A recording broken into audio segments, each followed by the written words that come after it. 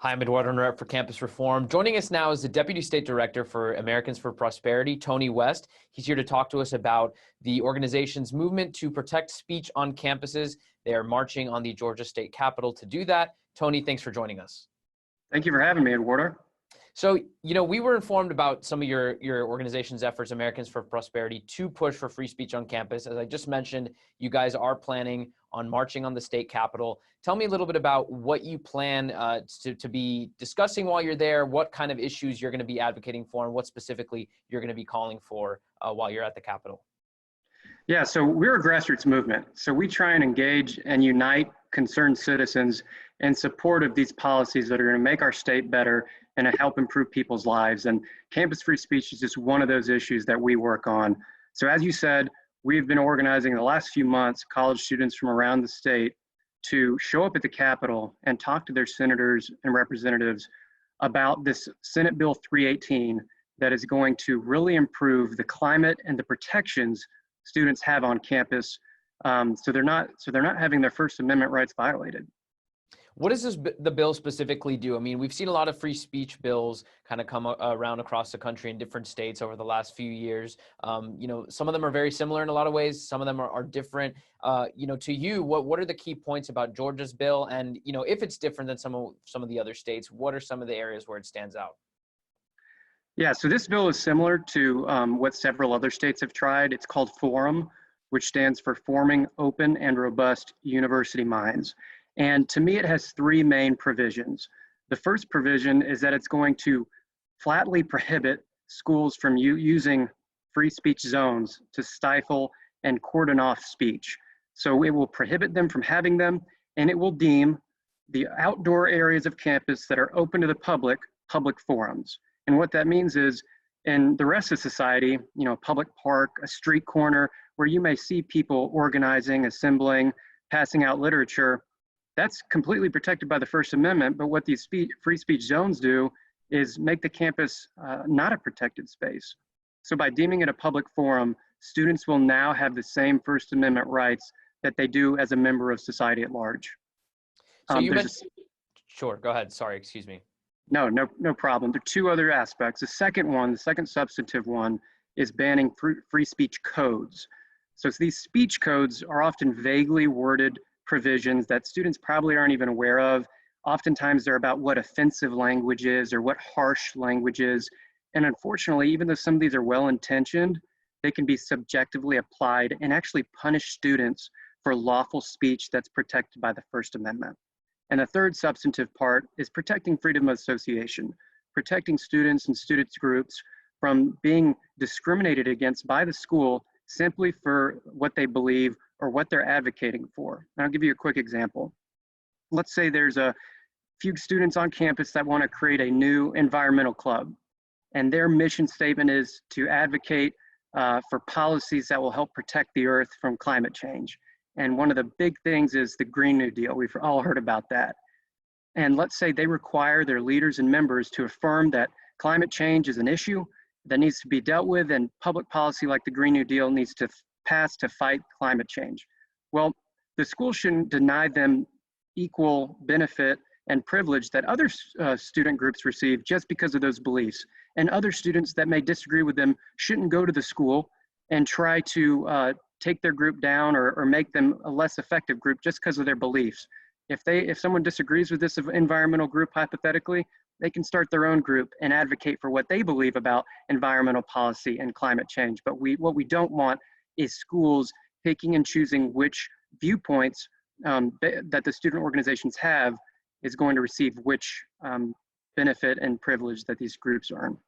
Well, that's absolutely right. And we've reported here at Campus Reform about how there are other, campuses that have these similar measures. So we've seen, Christian groups kind of been sanctioned by their student governments because, again, similar to the example you said, they required their members to uphold certain beliefs, to agree to certain beliefs. We've also, talked about speech codes as well that we've been seeing around the country. You talked about earlier on kind of working with students at the grassroots level, organizing this. What are some of the things they've told you over the last few years about what their experience has been like on college campus? I'm sure you hear a lot of anecdotes, a lot of personal stories. Yeah.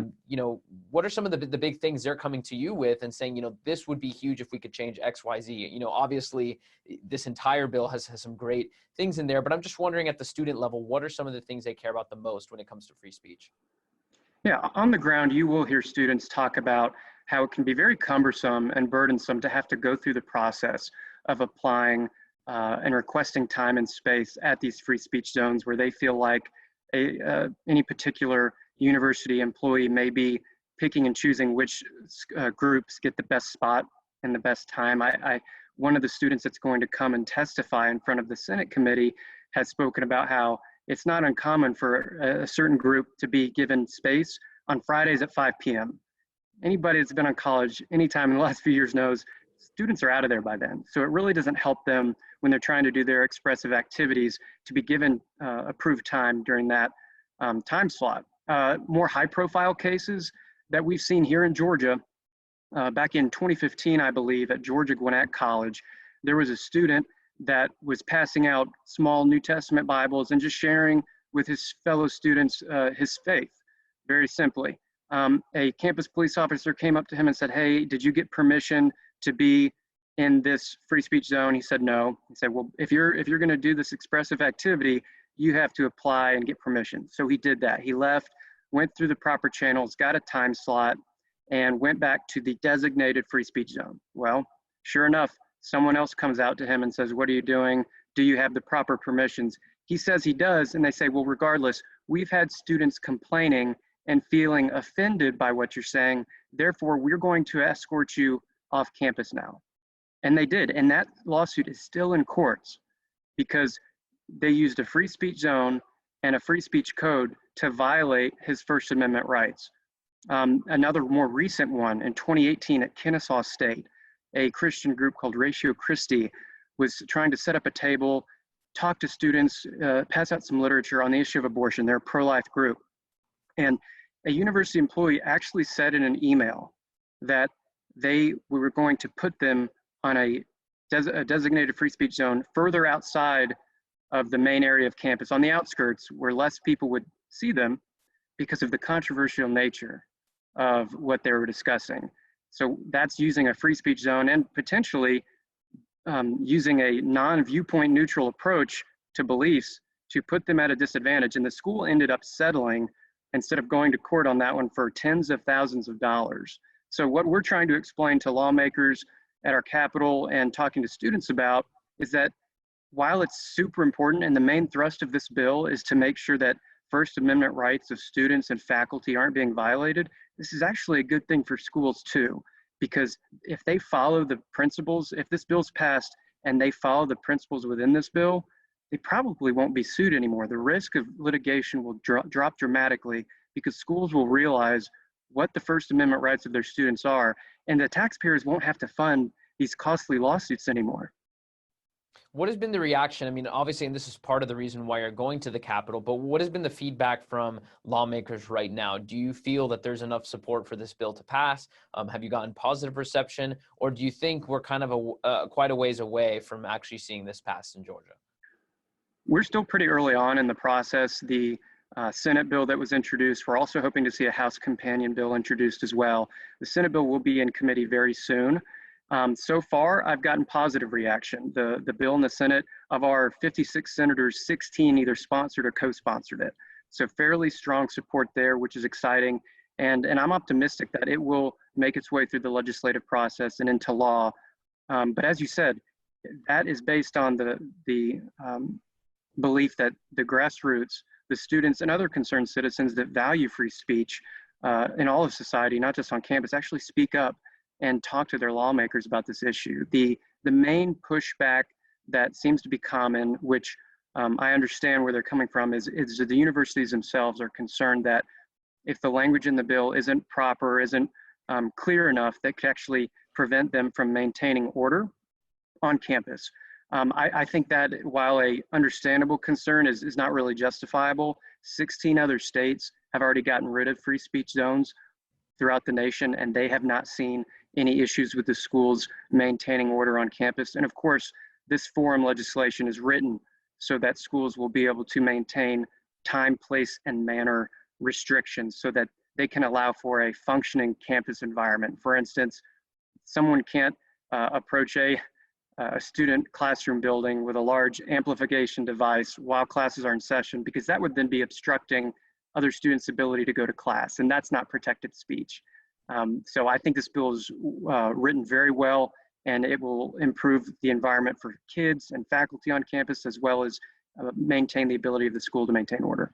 Sure, and that's a very sensible and reasonable thing to call for. Outside of some of these free speech codes, other codes and written rules by the schools against free speech, we've also reported on the growing trend of kind of these unspoken, unwritten rules against speech on campus. So if you look on paper, the Foundation for Individual Rights in Education actually came out with a report and said, you know, on paper, free speech rights on campus have gotten better in the last year because, you know, these schools are getting rid of those written codes. However, they were noticing, as well as what we've noticed in our reporting, is that there's still a lot of unwritten rules being enforced and things that make it difficult for organizations like yours or other organizations out there to specifically point to. And it makes it easier for the schools to get away with suppressing speech because they're not following any written rules and regulations. Now, have you experienced anything like that in Georgia? Have some of the students, have they experienced anything like that?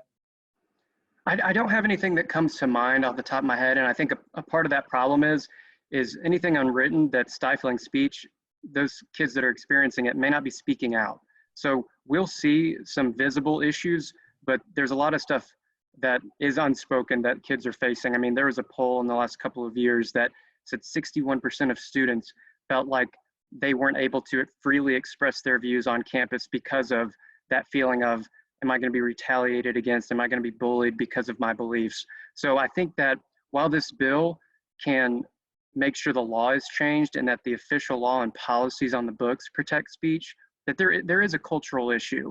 And the climate on campus when it comes to free expression isn't what we want it to be.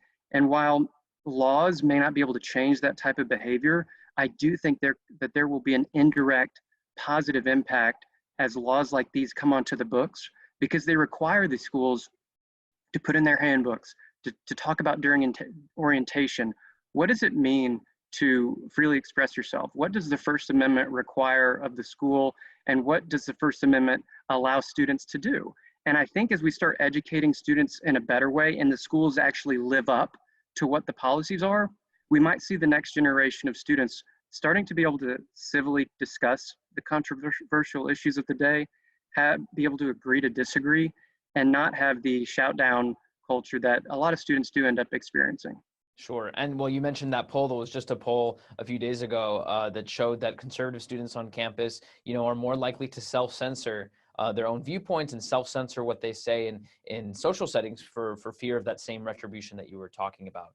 My last question for you, maybe you're not in the analysis business, but I'm curious to hear your take. Why do you think we've gotten to a place on college campuses where clearly, certain views are and certain ideas, a large section of the student population doesn't want to discuss. They're afraid of discussing. They're afraid of hearing opposing viewpoints to the point where they're willing, in some extreme cases, willing to use violence to shut down ideas that they don't want to hear. And oftentimes we see, the universities and the administrators kind of back this belief system that, hey, only certain ideas and discussions are going to be allowed on campus. Other ideas and discussions, those shouldn't be allowed. How did we get to this place as a country where our university systems have become like this?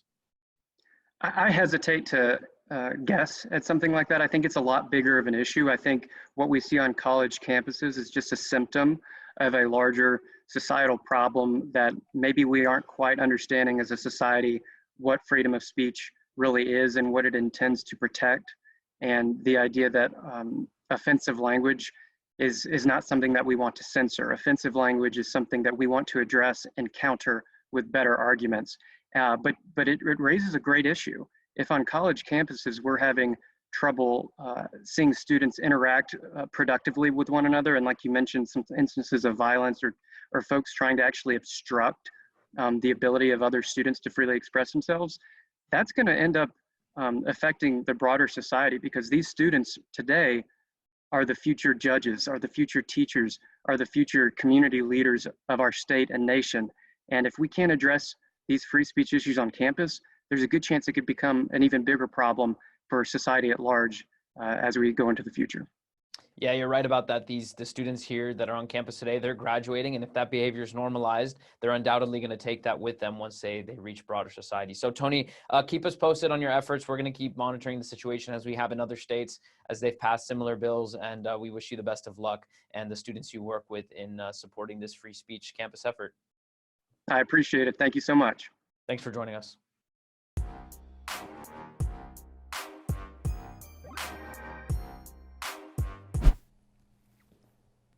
How's it going? I'm Eduardo Neret with Campus Reform. Thanks for watching. If you'd like to subscribe to get our latest content, click right here. If you're interested in joining our team as a correspondent or an investigator, click there. And if you want to donate to make sure we can create more great content like this, click right here.